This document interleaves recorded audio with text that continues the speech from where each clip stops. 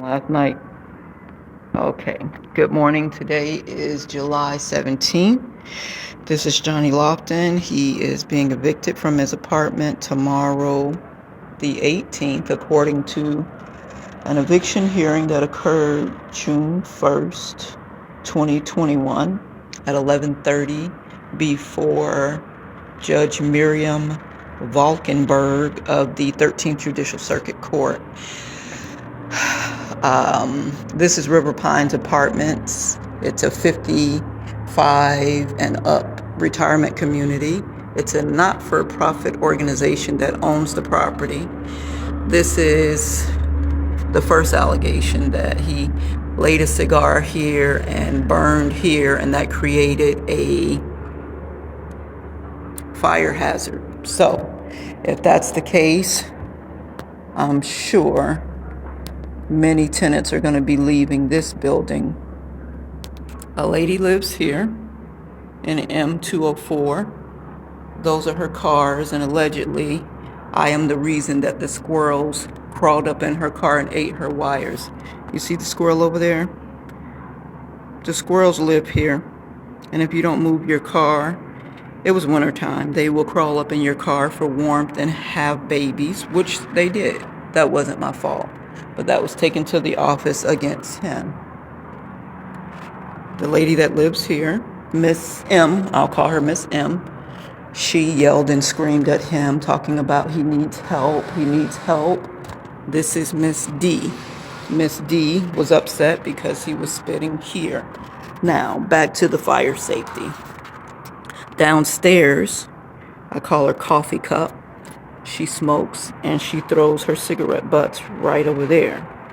Now, it just started raining, but before it was raining, these pine needles are what you considered kindling. When you throw a cigarette down, you could cause a fire that could burn this building, that building, move on over and burn that building. So, is the property manager Ann Bennett going to file an eviction against Coffee Cup? Not likely to happen. But this is one of the reasons that was cited against him as far as him being evicted. The reasons they evicted him and gave him a non-renewal notice. This is his toilet. I really want to sort of kind of clean it before I go down here. His toilet overflowed. So instead of him calling the office, I guess this must be written somewhere. If your toilet overflows, don't try to clean up first, call the office. So what he did was try to clean up first, tried to turn off the valve, and the valve broke. Now for a 68-year-old man to be able to break a valve, you know it had to already be broken. And the proof is in the pudding. You see how it's printed in?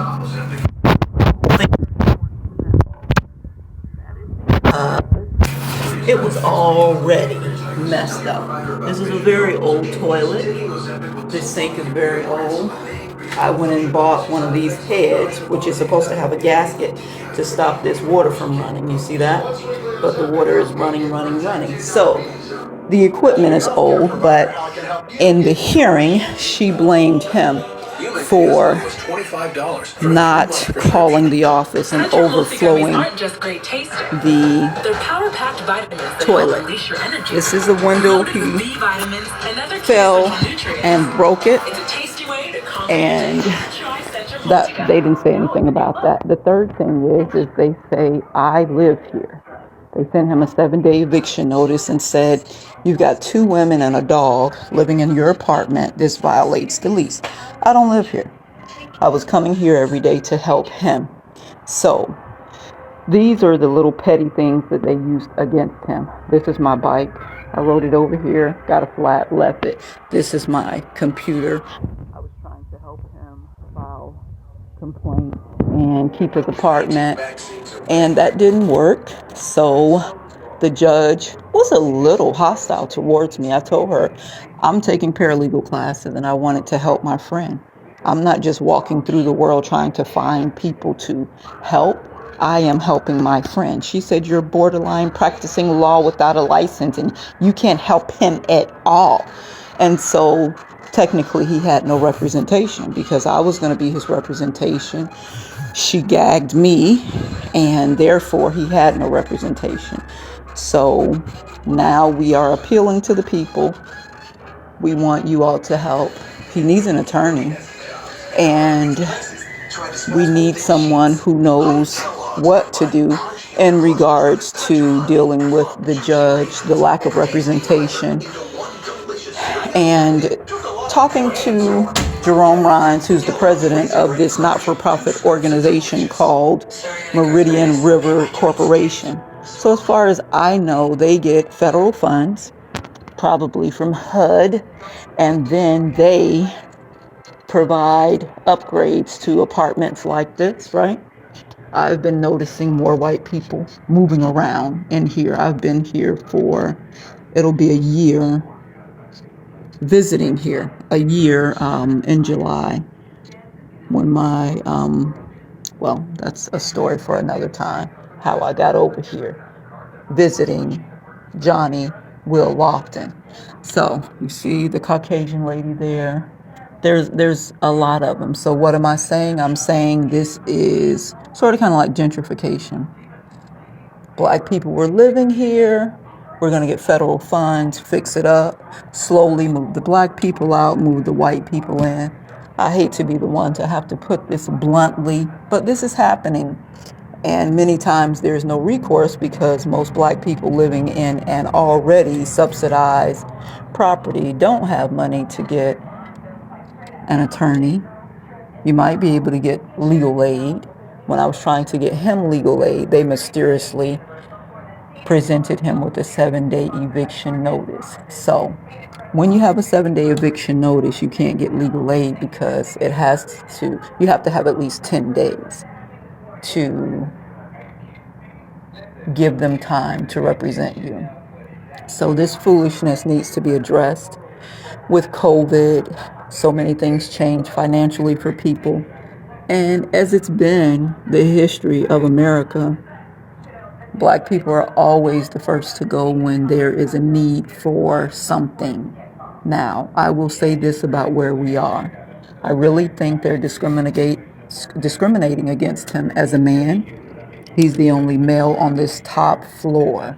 So after I started saying that verbally, the guy downstairs who lives with his wife allegedly started walking the complex and collecting complaints. So this is a case where it's retaliation after the fact. After I started filing the complaints, they started to send him paperwork. They put a notice on my car, and that's my orange car there. It was parked. If you can imagine it just being backed up on the grass and then turned parallel. And they were like, oh, you can't park your car here on the grass. I have many pictures where people park on the grass. When there's no parking near your apartment, you come in late. People with a little common sense just park on the grass so that they have a shorter distance to travel to the apartment. All of these things are recorded by their cameras. I said to Mrs. Ann Bennett, you cannot take the gossip of another resident that I live here when you have cameras everywhere that can prove what's happening. So that's one issue. I think the other issue is, in all truthfulness, because he drinks, they're discriminating against him. And I'm going to say as an alcoholic. And I truly believe that that's diagnosable by the DSMV as AUD. You can Google it. That's the acronym. Capital A, capital U, capital D. He has neuropathy, and the doctor diagnosed that. So they are discriminating against a person with known disabilities. And so I am really trying to get him some help. He said, Lee, I don't want to move. Ever since they've been talking about him moving, he's just been sad and talking about he don't care no more. He don't know why God won't come get him and just let him die. You see, when he entered this contract, he thought this was his last move. This is where he was going to live. Now, if the apartment was closing down and everybody had to move, that would be quite different. But what's happening here is they are putting him out. They delivered a non-renewal notice on December 29th, and he kept saying, well, why aren't you going to renew me? What did I do? What did I do? What did I do? We don't have to tell you what to do, what you did. And I went to the office and asked India, what is the recourse? Is there an appeal process? Can he request a hearing or request reconsideration? She said, no, there's nothing you can do. So these type of arrangements have to be changed. So I said, if you're going to put him out and rent this apartment to someone else, why can't he stay in this apartment? What did he do that prevents him from staying here? Even if you create an infraction, you have to be given an opportunity to cure the infraction. So this right here, he doesn't put cigarettes up here anymore. Okay? He left it there to go to the bathroom. First, it was the chair. You can't leave your chair on your porch, right? You can't leave anything on your porch. Well, he practically lives in this chair. He'll get up, go to the bathroom, get up, go get something to drink, and come right back out. So a person with neuropathy is expected to drag the chair in and out, in and out, in and out every time they go. So they dropped that. They didn't even bring that up in court. And it's an unfair situation, and I want someone to pick it up and help with the case. Other than that, Miss D right here had plumbing problems. She asked Johnny over here to borrow a plunger, right? Are they going to evict her because she had plumbing problems and going to blame her for her plumbing problems? Of course not. Maintenance came, they went on top of the roof, and they did some snaking or something. They were here for a couple of days. Good morning. And they took care of her plumbing problems. But for him, they're going to blame him for his toilet overflowing. Once now. He's been here now 3 years, and they're blaming him for his plumbing problems. And I'm not trying to call people out for them to be harmed. I am just bringing up instances. This is where Coffee Cup lives, the one who smokes and leaves the cigarette butts down there. So are they going to evict her for that? Miss M, I can say she has people living with her, right? Okay, she has people living with her. Are they going to just throw her out because somebody comes and spends the night, her family member spends the night? It makes no sense. So, Ann Bennett is unfair. She's discriminating against him, and I'm not sure why. In many ways. The women are discriminating against him as the only male on this level. The discrimination against him as an alcoholic, and the discrimination against him as a disabled person who needs a little more help than other people. India, the day that she put a ticket on my car and said it'll be towed by 10 o'clock if you don't move it, she told me, you can't be here every day.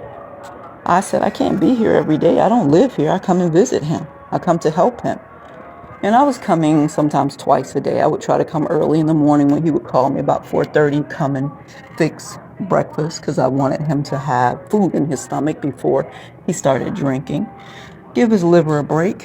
And then sometimes I'd come back about lunchtime or dinner time to get a second meal in him for the day at least. And I would try to sit and make sure he ate. I had him to start buying these things right here. This is like a meal in a bottle. So if you can't fix something to eat, drink that and you're covered nutritionally speaking.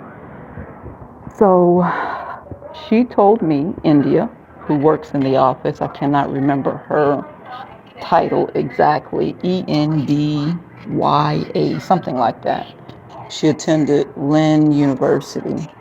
She said she completed. I don't know. That's neither here nor there. Lynn is a pretty prestigious university. However, for her to tell me I can't come here every day, that is an ignorant person's statement and a violation of his rights. So none of that came up in court because I couldn't speak. The judge intentionally prevented me from putting very relevant charges against him on record.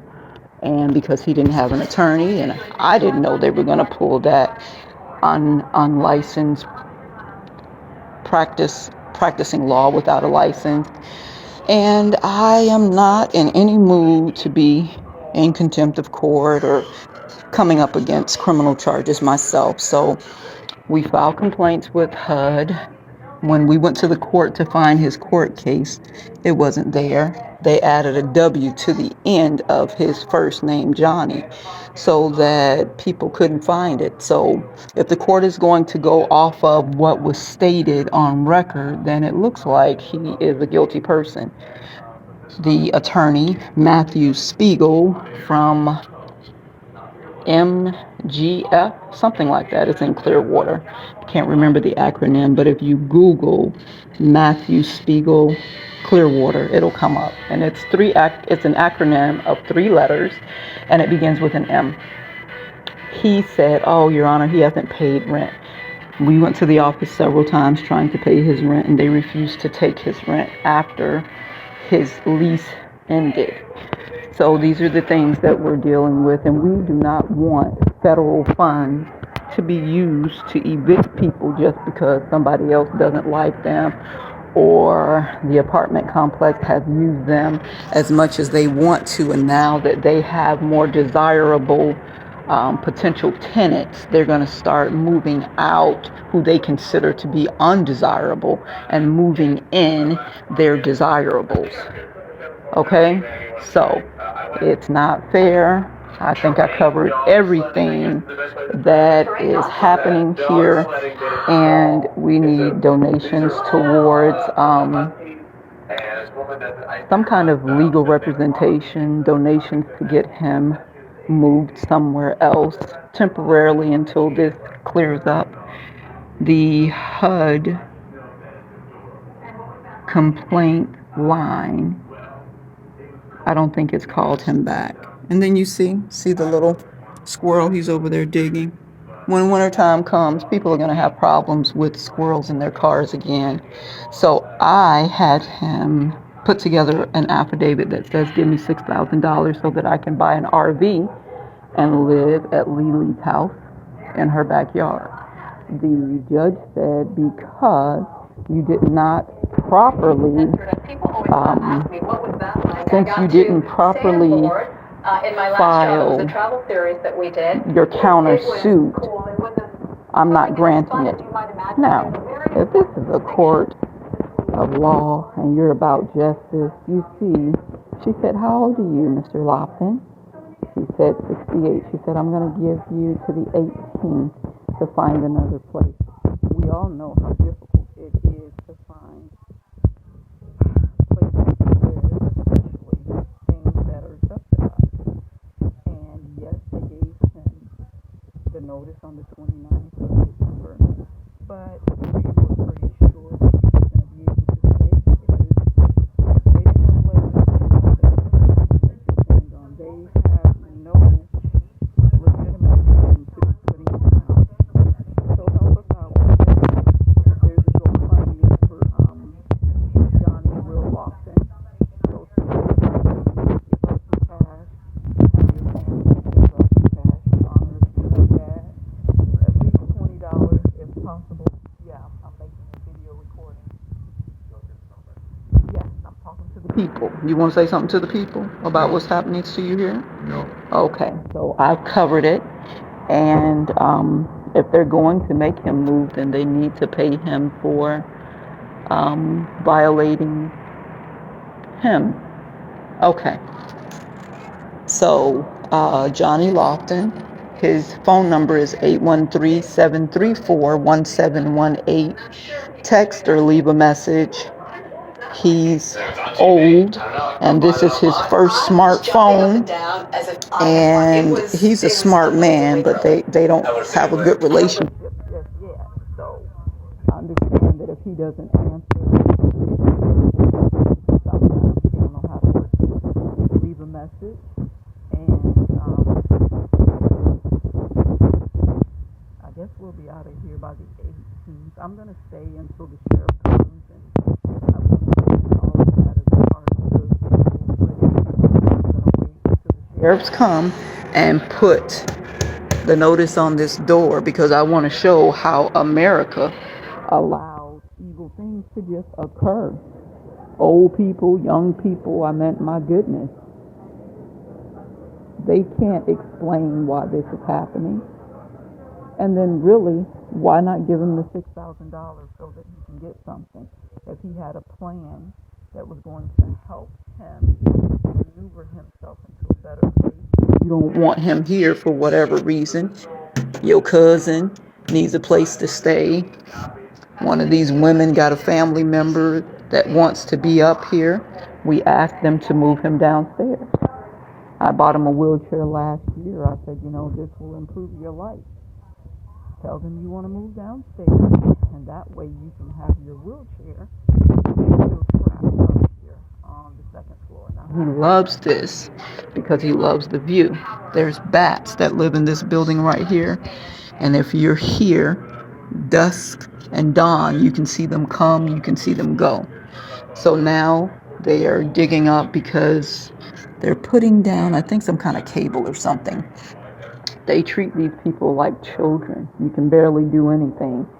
So if nothing else comes from this court hearing and the exposure that they're going to receive and the bad press that I'm sure they're going to receive, because I'm going to try to send it around the world. If they don't listen to reason, I'm going to send it everywhere. I've contacted Herb Cohen. He wrote the book, You Can Negotiate Anything. So I'm waiting to hear back from him. I hope he's still alive.